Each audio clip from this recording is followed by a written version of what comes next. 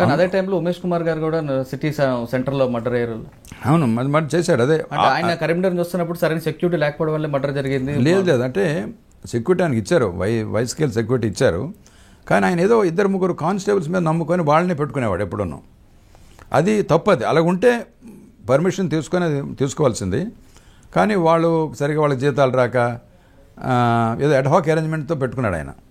పెట్టుకొని ఆయన ఆఫీస్కి వెళ్ళడం చూసి వాళ్ళ సంజీవ్ రెడ్డి నగర్ అక్కడ ఈ రెడ్ లైట్ వస్తే వాడు ఆపి చేస్తారు.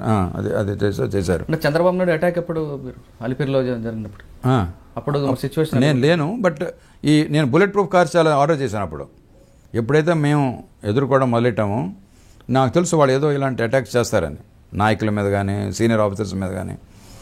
నా మీద కూడా 2 అటెంప్ట్స్లో ట్రై చేశారు, బట్ లక్కీగా సక్సెస్ అవ్వలేదు వాళ్ళు. సో నేనేం చేశానంటే ఈ తెలంగాణ జిల్లా అందరికీ బుల్లెట్ ప్రూఫ్ కార్స్ ఇచ్చాం. ఇంకా కొన్ని బుల్లెట్ కార్స్ ఇక్కడ పెట్టాం. ఎవరైనా తెలంగాణ జిల్లాలకు వెళ్తే వీఐపీలు ఈ కార్లో వెళ్ళొచ్చని.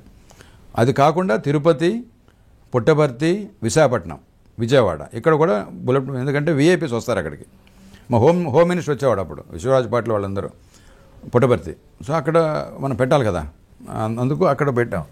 సో అటువంటి కారు ఒకటి తిరుపతిలో పెట్టడం వల్ల చంద్రబాబు నాయుడు ఆ వేళ సేవ్ అయ్యాడు. అది బుల్లెట్ ప్రూఫ్ కారు లేకపోతే డిఫరెంట్గా ఉండదు కదా. వీళ్ళు ముందు మనకి కొంతమంది మినిస్టర్ పొద్దల గోపాలకృష్ణారెడ్డి అంతకుముందు బుల్లెట్ ప్రూఫ్ కాదు ఎక్కువ కావాలంటే వీళ్ళు కొంతమంది మినిస్టర్స్ ఇదేంటి సార్ పోలీస్ రాజ్యం అయిపోద్దని అన్నారు. పోలీస్ రాజ్యం కాదు, మనం వాళ్ళని ఎదుర్కొంటున్నాం. వాళ్ళు చాలా పవర్లో ఉన్నారు, ఇప్పుడు పవర్ఫుల్గా ఉన్నారు. వాళ్ళు ఎదుర్కోవాలంటే మనం ఇవన్నీ మనం పెట్టుకోవాలా, లేకపోతే మన డిఫెన్సివ్ మెకానిజం ఒకటి ఉండాలా. అందుకే కార్లు ఇవన్నీ పెట్టాలని అప్పుడు దేవేంద్ర గౌడ్ గారు వీళ్ళందరికీ చెప్పాను.